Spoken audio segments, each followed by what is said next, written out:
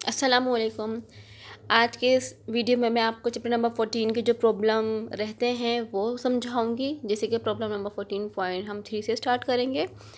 तो ये कुछ फॉर्मूले हैं वो यहाँ पे लिखे हुए हैं। अगर आपने अभी तक इसका पार्ट 1 नहीं देखा है तो आप पहले इसका पार्ट 1 देख लें। वहाँ पे ये मैंने इसको डिटेल में समझाया था कि क्या जो है क्या होता है। ठीक है, तो अब हम स्टार्ट करते हैं प्रॉब्लम नंबर 14.3 से। और स्टार्ट करने से पहले मैं आपसे एक गुजारिश करना चाहती हूँ कि अगर आपने अभी तक मेरे चैनल सब्सक्राइब नहीं किया है तो काइंडली आप पहले सब्सक्राइब करें, लाइक करें, शेयर करें। और आपको कोई भी कन्फ्यूजन, प्रॉब्लम या कोई भी इशू वगैरह हो तो आप मुझसे पूछ सकते हैं। तो स्टार्ट करते हैं प्रॉब्लम 14.3 से। देखते हैं क्या लिखा है।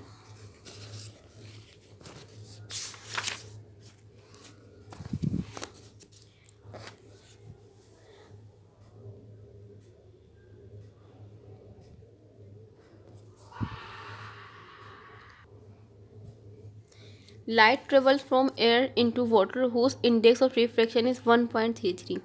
कि लाइट क्या है, लाइट ने एयर से कहाँ गई है, वो पानी में गई है।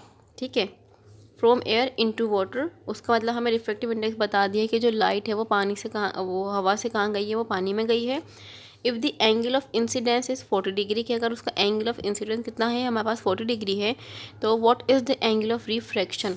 तो हमें बताना है कि एंगल ऑफ रिफ्रैक्शन क्या है, क्योंकि यहाँ पे मीडियम चेंज हुआ है। एयर से कहाँ गई है, वाटर में गई है। एक मीडियम एयर है, दूसरा मीडियम वाटर है।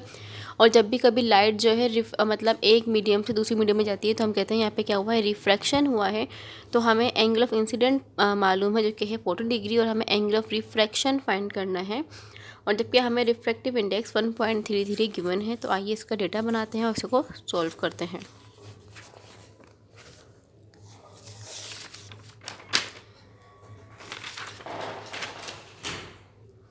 तो बना लेते हैं डेटा इसका।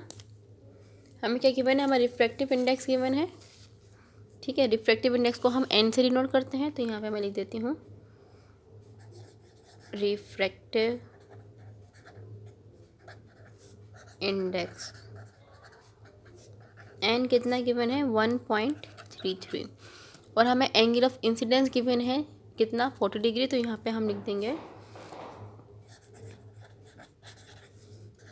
एंगल ऑफ इंसिडेंस, जिसको हम एंगल आई से डिनोट करेंगे, जो कि हमारे पास है 40 डिग्री। और हमें फाइंड क्या करना है, हमें एंगल ऑफ रिफ्रैक्शन मतलब आर हमें फाइंड करना है, रिक्वायर्ड।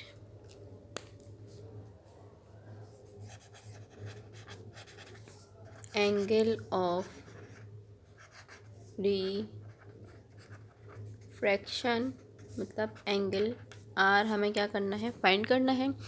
तो हम कर लेते हैं। और आपको पता होगा कि अगर हमारे पास रिफ्रैक्टिव इंडेक्स हमें फाइंड करना होता है और स्पीड ऑफ लाइट गिवन होती है तो हम v1/v2 मतलब ये वाला फॉर्मूला अप्लाई करते हैं। और अगर हमें एंगल गिवन होते हैं तो हम अप्लाई करते हैं sine angle of I upon sine angle of R. तो यहाँ पे हम सेकंड फॉर्मूला यूज़ करेंगे, जो कि क्या है, n इक्वल है sine angle of I upon sine angle of R. तो n हमें गिवन है कितना, 1.33, उसको रख देते हैं। साइन एंगल आई हमें कितना गिवन है, 40। तो यहाँ पे हम लिखेंगे साइन 40 डिग्री। और एंगल आर फाइंड करना है तो साइन एंगल आर हम यहीं लिख देते हैं। ठीक है, एंगल आर यहाँ डिवाइड में है, वहाँ जाके मल्टीप्लाई में हो जाएगा। 1.33 यहाँ मल्टीप्लाई में हो जाएगा, उसके साथ वो क्या आ जाएगा, वो आ जाएगा नीचे। तो लिख देते हैं, ये हो जाएगा sine angle R equal sine 40 degree और ये डिवाइड में आएगा, नीचे आ जाएगा ना, तो ये हो जाएगा अपॉन 1.33। ठीक है, अब हमें क्या करना है, सिंपल इसको हमें यहाँ पे साइन, पहले हम साइन 40 फाइंड करेंगे। देख लेते हैं कितना आता है साइन 40। साइन 40 0.6427। ठीक है, तो इसको हम लिख लेते हैं साइन एंगल आर, ऐसे ही लिखा, ऊपर क्या आ जाएगा 0.6427 अपॉन 1.33। अब हम क्या करेंगे, इनको डिवाइड कर लेंगे। तो इसको हम डिवाइड कर लेते हैं 1.33 से, आंसर आएगा 0.4832। ठीक है। तो यहाँ पे मैं लिख दूँगी साइन एंगल आर इक्वल है 0.4832। अब क्योंकि हमें एंगल आर फाइंड करना है, यहाँ इसके साथ साइन है तो साइन इक्वल के बाद जाके क्या हो जाता है, साइन इन्वर्स हो जाता है। तो ये हो जाएगा हमारे पास angle R equal sine inverse 0.4832। अब हम क्या करेंगे, इसका इन्वर्स फाइंड कर लेंगे। और इन्वर्स फाइंड करने का तरीका ये होता है कि हम पहले शिफ्ट को प्रेस करते हैं, फिर साइन को प्रेस करेंगे। अगर हमें 10 का इन्वर्स फाइंड करना है तो हम शिफ्ट करके 10 प्रेस करेंगे। अगर कोस फाइंड करना है तो हम शिफ्ट करके कोस फाइंड करेंगे। ठीक है, कितने 0.482 0.4832 इक्वल कितना है 28.89। सही, हमारे पास कितना आ रहा है 28.89। अब आप जो है कहेंगे कि बुक में आ रहा है 28.90। तो मैं आपको एक बात बता दूं कि अगर डेसिमल के बाद हमें ये देखना है कि एक वैल्यू अगर सही आती है तो ठीक होता है। और अगर देखें वहाँ पे बुक में आ रहा है 28.9 और मेरा आ रहा है 89, तो यहाँ पे ये राउंड ऑफ हो जाता है, इससे कोई वो नहीं होता। आप लोग अक्सर मुझसे बोल रहे होते हैं कि आपका आंसर गलत आ रहा है, तो फिर मैं अपनी वीडियो को चेक करती हूँ कि क्या आंसर गलत है, तो पता मुझे चलता है कि पॉइंट के बाद मेरी कोई वैल्यूज़ चेंज आती हैं तो ये नॉर्मल है, ऐसा आ सकता है क्योंकि इसमें एरर होता है। ठीक है, तो एरर की वजह से ऐसा हो रहा होता है। तो यहाँ पे मेरा आ रहा है 28.89 जबकि बुक में आ रहा है 28.99। क्यों आ रहा है, क्योंकि वो यहाँ पे राउंड ऑफ हो चुका है। ठीक है, तो इससे कोई फ़र्क नहीं पड़ता, मैं यही वाला आंसर लिखूँगी। बुक में 90 आ रहा है, मेरा 89 आ रहा है, उससे कोई फ़र्क नहीं पड़ता है। अगर हमें कोई एरर ना हो कैलकुलेटर वगैरह में भी तो हमारे पास आंसर क्या आता है, फिर ठीक आता है। सही, तो आंसर मेरे पास आया है 28.89 डिग्री। ये हमारे पास आ गया है एंगल आर, मतलब एंगल ऑफ रिफ्रैक्शन। अब हम चलते हैं प्रॉब्लम नंबर 14.4 की तरफ। तो देख लेते हैं कि इस प्रॉब्लम नंबर 4 में हमसे क्या कहा गया है।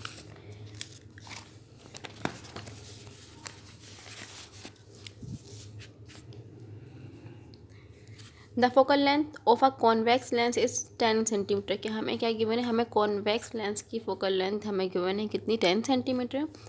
Where should an image be place to get. हमें वो इमेज मतलब कहाँ पे होनी चाहिए उसकी। ए पार्ट में क्या है कि रियल इमेज, बी में क्या है a virtual image twice the size of the object. कि हमें जो इमेज मतलब हो वो किस तरीके की हो कि वो रियल हो, दूसरी क्या हो वर्चुअल हो, और दूसरी बात यहाँ पे क्या बोली गई है कि ट्वाइस मतलब जो उसका ऑब्जेक्ट है ना वो उससे कितनी बने, वो उससे उसकी दुगनी बने। ठीक है, कहा क्या गया है यहाँ पे, दोबारा सुने गौर से कि द फोकल लेंथ हमें गिवन है किसकी, कॉन्वेक्स लेंस की हमें फोकल लेंथ गिवन है। वेयर शुड एन यहाँ पे ऑब्जेक्ट होगा, where should an object be place, मतलब हमें ऑब्जेक्ट कहाँ रखना होगा। तो यहाँ ये मिसप्रिंटिंग हो गई होगी, ये इमेज नहीं है, ये क्या है, ये ऑब्जेक्ट है।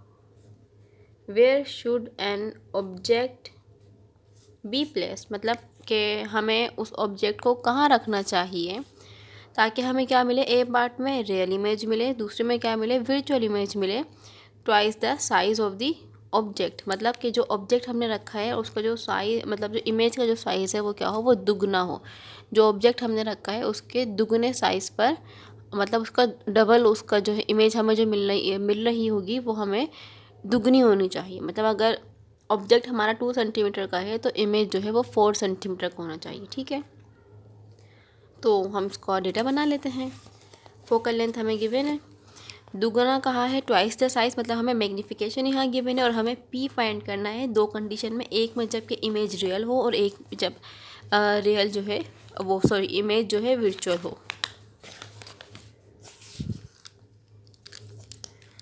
तो एफ हमें गिवन है कितना, 10 सेंटीमीटर। उन्होंने कहा है जो मैग्नीफिकेशन है वो हमारे पास है 2 टाइम्स, मतलब दुगनी है। सही, हमें क्या फाइंड करना है, हमें फाइंड करना है पी। रिक्वायर्ड में हम लिखेंगे पी, मतलब हमें डिस्टेंस फाइंड करना है ऑब्जेक्ट का कि हमें ऑब्जेक्ट को कहाँ पे रखना चाहिए। इसकी कंडीशन है कहाँ पे, मतलब कहाँ रखनी चाहिए कि जब हमें वर्चुअल इमेज मिले और जब हमें रियल इमेज मिले। ठीक है, दो कंडीशन में हमें ये फाइंड करना है। तो हम इसको सॉल्व कर लेते हैं। पहले हम फाइंड करेंगे रियल इमेज के लिए और फिर हम फाइंड करेंगे वर्चुअल इमेज के लिए। तो यहाँ पे मैं हेडिंग डाल दूँगी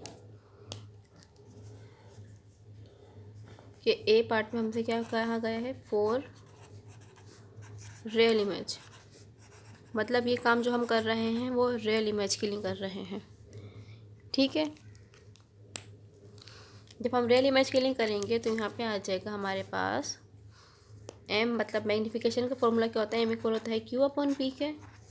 एम हमें पास गिवन है कितना, 2 गिवन है। क्यू हमें क्या करना है, क्यू हमें फाइंड करना है, हमें नहीं पता, क्यू हमने ऐसे ही लिखा। और पी की जगह भी हम क्या करेंगे, पी की जगह हम पी ही लिखेंगे। पी यहाँ डिवाइड में, वहाँ जगह क्या हो जाएगा, मल्टीप्लाई में हो जाएगा। तो 2p इक्वल हो जाएगा क्यू पे। और ये प्रॉब्लम हमने इस तरीके से प्रॉब्लम जो है चैप्टर नंबर 13 में भी की है कि अगर हमारे पास खाली फोकल लेंथ गिवन होती है, हमें पी या क्यू फाइंड करना होता है, तो हम इस तरीके से पहले फाइंड कर लेते हैं, ताकि इससे क्या होगा कि क्यू जहाँ जहाँ आएगा ना, मैं वहाँ पे 2p पुट कर दूँगी ताकि हमारे पास आंसर आ जाए, ठीक है। तो अब हम फॉर्मूला लगा लेते हैं वही मिरर इक्वेशन का, सॉरी यहाँ लेंस का लगेगा, फॉर्मूला तो एक ही है, +1/q, ठीक है। अब हमें क्या करना है, एफ हमें गिवन है तो यहाँ पे आ जाएगा 1/10 इक्वल 1/p। पी हमें फाइंड करना है तो पी की जगह पी ही आएगा, +1/q, क्यू की जगह हम लिख सकते हैं 2p, ठीक है, क्योंकि क्यू इक्वल है 2p के। तो यहाँ पे क्या आ जाएगा 1/2p के। अब हम क्या करेंगे, हम इसका एलसीएम लेंगे। p और 2p का एलसीएम क्या आता है, 2p आता है। और इसको लेने का तरीका क्या होता है कि हम जो पहली वैल्यू होती है उसको हम मल्टीप्लाई करवाते हैं एलसीएम से। तो यहाँ पे क्या है 1/p है, इसको हम मल्टीप्लाई करवाएंगे एलसीएम से, जो क्या होता है 2p, मतलब जो 2p है तो p से p कैंसिल हुआ तो 2 1 क्या आया है, 2 आया है। जो कुछ भी आता है उसको हम यहाँ लिख लेंगे, बीच में साइन क्या है, प्लस का है वो लिखा। फिर क्या है 1/2p है, उसको हम मल्टीप्लाई करवाएंगे एलसीएम से, तो 2p से 2p कैंसिल आउट हो जाएगा, 1 1 1 होता है, तो यहाँ पर हम लिख देंगे 1, सही। अब हम क्या करेंगे, इसको ऐड करवाएंगे, 2 और +1 हो रहा है, तो हम यहाँ पे कर लेंगे 1/10 इक्वल 3/2p। ये वाले स्टेप पे आके हम क्या करते हैं, यहाँ पे आके हम क्रॉस मल्टीप्लिकेशन करते हैं। 10 जो है 3 से मल्टीप्लाई हो रहा है और 2p 1 से, मतलब 2p 1 दा 2p, 10 3 दा 30, लिख लेते हैं इसको।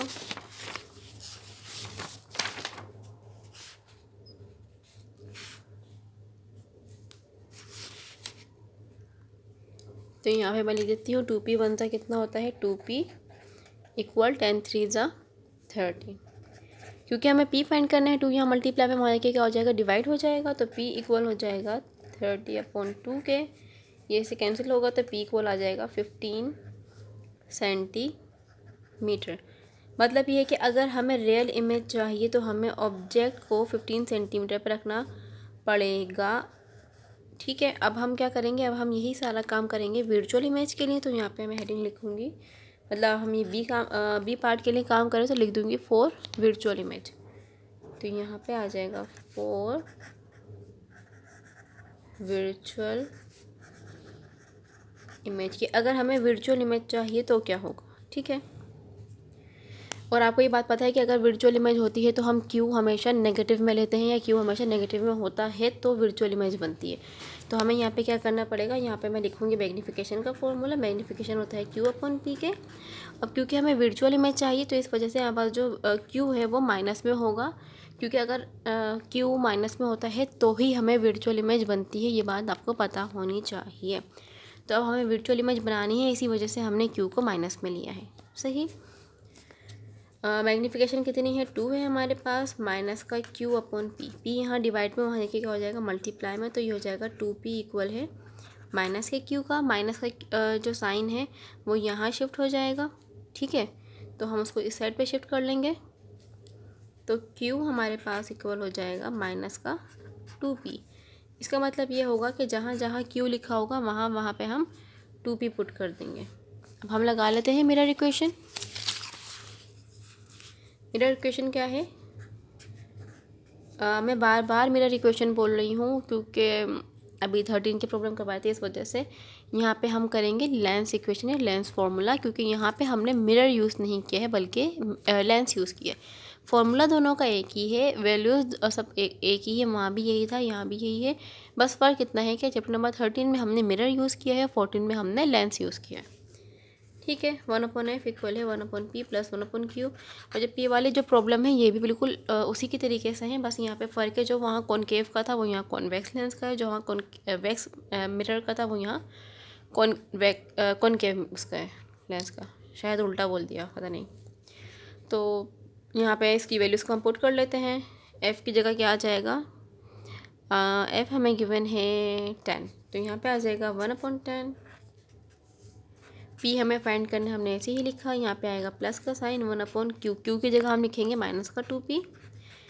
ठीक है। अब यहाँ पे आप देख सकते हैं ये क्या है, माइनस का साइन है, ये प्लस का, तो प्लस माइनस क्या होता है, प्लस माइनस माइनस होता है। तो हम यहाँ लिखेंगे 1/10 equal 1/p plus minus minus हो गया 1/2p। अब हम यहाँ क्या लेंगे, यहाँ पे हम इसका एलसीएम लेंगे, तो इसका एलसीएम फाइंड कर लेते हैं। p और 2p का एलसीएम क्या आता है, p आता है। अब हम क्या करेंगे, पहली वैल्यू को मल्टीप्लाई करवाएंगे एलसीएम से, देन सेकंड वाली वैल्यू को मल्टीप्लाई करवाएंगे एलसीएम से, देखते हैं क्या आता है।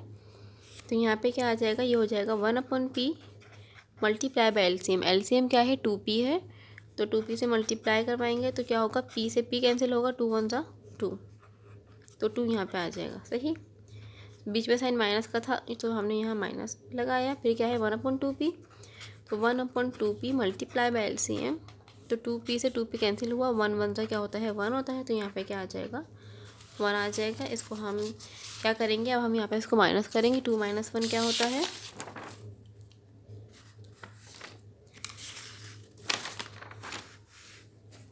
ये हमारे पास हो जाएगा 1/10 इक्वल 2 - 1 क्या होता है, 1 होता है, तो ये हो जाएगा 1/2p। यहाँ पे आके हम क्या करते हैं, यहाँ पे हम क्रॉस मल्टीप्लिकेशन करते हैं, तो 10 1 जा 10, 2p 1 जा 2p, इसको हम मल्टीप्लाई करवा लेते हैं। तो ये क्या हो जाएगा, 2p 1 जा 2p और 10 1 जा 10, क्योंकि हमें p फाइंड करना है। 2p के साथ क्या हो रहा है, मल्टीप्लाई हो रहा है, वहाँ देखिए क्या हो जाएगा, डिवाइड हो जाएगा। तो 2 के टेबल में 10 कहाँ तक आता है, 5 तक आता है, तो ये हो जाएगा 5 सेंटीमीटर। मतलब ये कि अगर हम अपने ऑब्जेक्ट को 5 सेंटीमीटर के डिस्टेंस पर रखेंगे तो हमें जो इमेज मिलेगी वो हमें वर्चुअल मिलेगी, साथ में जो उसकी जो साइज़ है वो कितना होगा, वो ट्वाइस होगा, मतलब दुगना, 2 टाइम्स। ओके, तो ये हमने प्रॉब्लम नंबर 14.4 भी सॉल्व कर लिया है। अगर आपको इसमें कोई भी कन्फ्यूजन या प्रॉब्लम हो तो आप मुझसे पूछ सकते हैं। और अगर आपने अभी तक मेरा चैनल सब्सक्राइब नहीं किया है तो काइंडली आप उसे सब्सक्राइब करें, लाइक करें एंड शेयर करें। बस इसमें हमें एक बात याद रखनी है कि चैप्टर नंबर 13 में हमने जो कुछ भी कंडीशन कॉनकेव मिरर के लिए पढ़ी थी वो सारी यहाँ पे कॉन्वेक्स लेंस में है, और जो वहाँ कॉन्वेक्स लेंस मिरर में थी वो यहाँ सारी कॉनकेव लेंस में है।